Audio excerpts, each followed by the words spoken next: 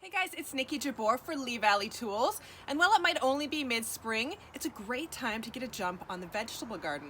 Certain crops like tomatoes and peppers and beans can't be planted until the risk of frost has passed in late spring, but there's still plenty of vegetables that can be either direct seeded or transplanted in early to mid-spring. So I think this is a great time for me to get my veggie pod prepped for spring planting and tuck in some of my favorite spring vegetables.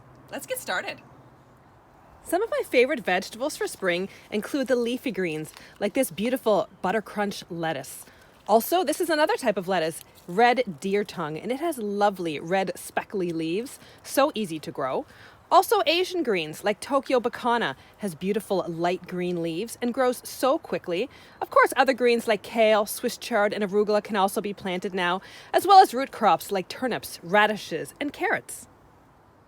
All of those vegetables can be planted now in containers, planters, and raised beds. And if you're new to food gardening, make sure you pick a sunny site. Most vegetables are going to need at least 6 to 8 hours of full sun every single day. And you may also want to start small so your garden doesn't become a chore. You want to have fun learning how to grow food. So start with a single raised bed or just a couple of containers.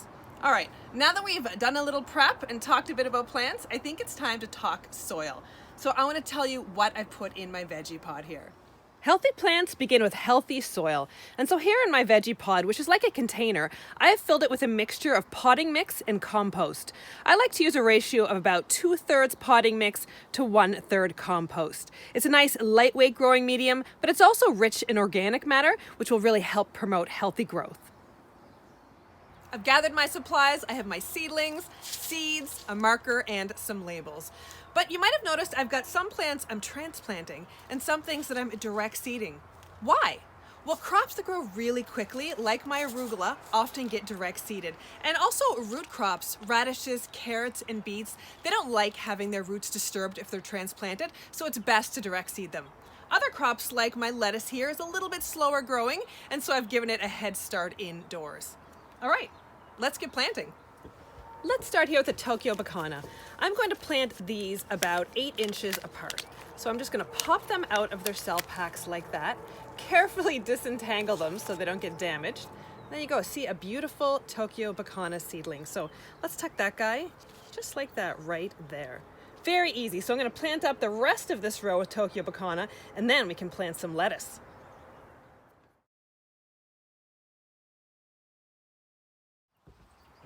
Next, I'm going to plant my Butterhead lettuces. And once again, I'm going to carefully slip these seedlings from the container. Just kind of put them on their side and just kind of let gravity help them out. You can see what a nice root system they have. And there's actually 2 in this one, so I'm going to split them apart gently and plant each one of them about 8 inches apart.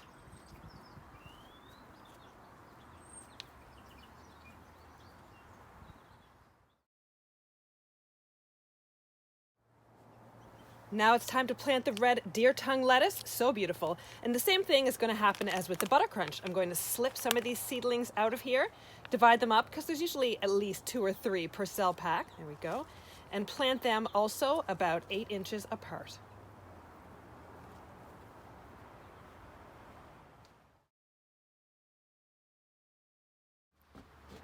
For the arugula seed, I'm going to actually plant this in a band, about 3 to 4 inches wide, and I'm going to scatter them, trying to seed them about 1 inch apart. It's not a perfect process, but I can always thin them and eat the thinnings as they grow. So let's plant the arugula.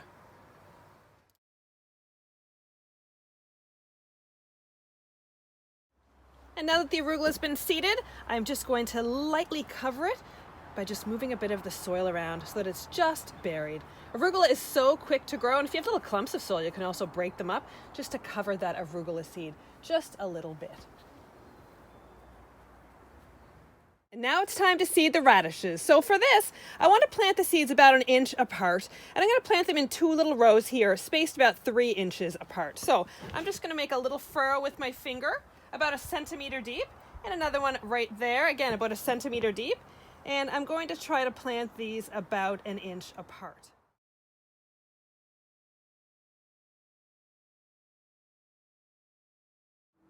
Now that I've finished planting, what I need to do is make sure that my seeds and seedlings receive consistent moisture in the coming weeks, just to promote good germination rates and healthy growth. And as you can see, I've also put the top on my veggie pod too. This will help protect from cold weather and frost.